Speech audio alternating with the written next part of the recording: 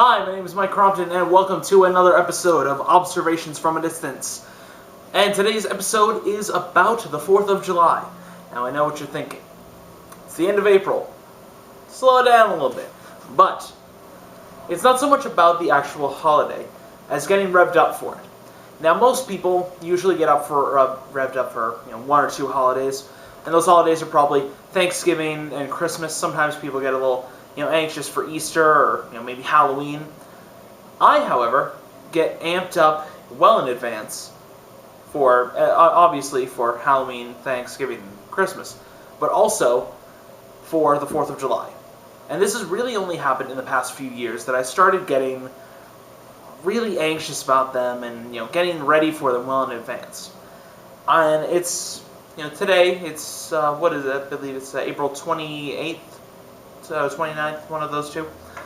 And I'm getting a nod from my producer, or one of the producers, Greg, who does most of the videos, is a co-producer with me here on this show. And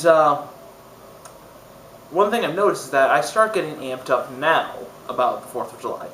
Because throughout the month of May and June, and obviously into the first few days of July, there's a certain air about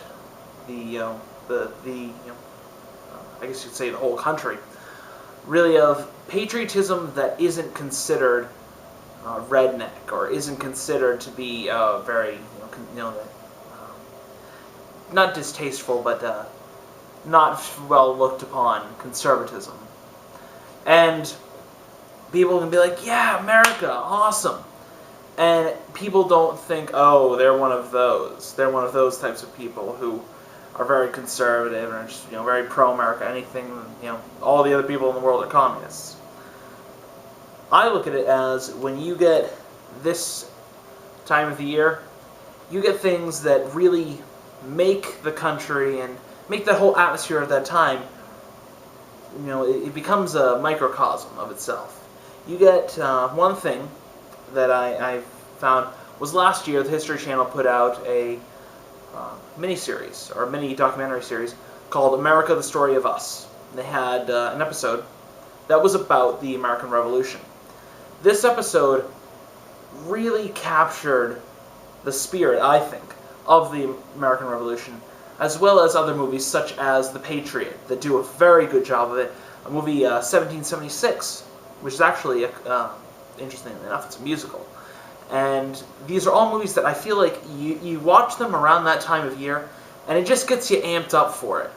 And not even just the idea of the holiday, or the spirit behind the holiday, but the things that go along with the holiday, such as the barbecue. That's something that you really can get excited about. I mean, you think, oh, barbecue or backyard barbecue, it's not something that's very interesting. It's just, you're hanging out in your yard with a grill, having some hamburgers and hot dogs, and maybe a few people come over and hang out.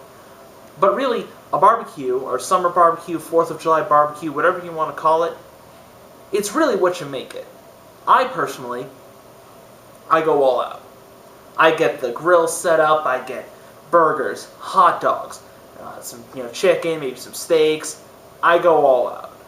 I get the fire pit set up, I get tiki torches out.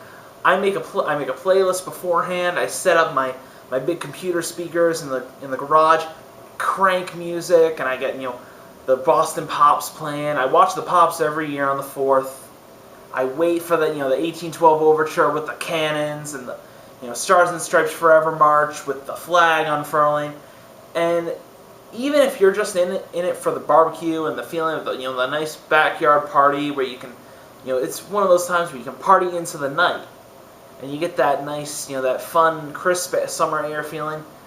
But even if you look at things like Arthur Fiedler, playing, or Arthur Fiedler and the Pops playing Stars and Stripes Forever, or them playing the 1812 Overture, you almost get goosebumps seeing that whole thing play out. You see the flag unfurl, you hear the cannons going off, and it gives you chills.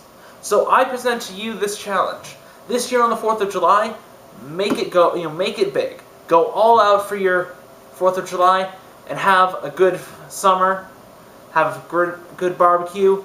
I am DJ Blackout, and Mike Crompton signing off for Observations from a Distance.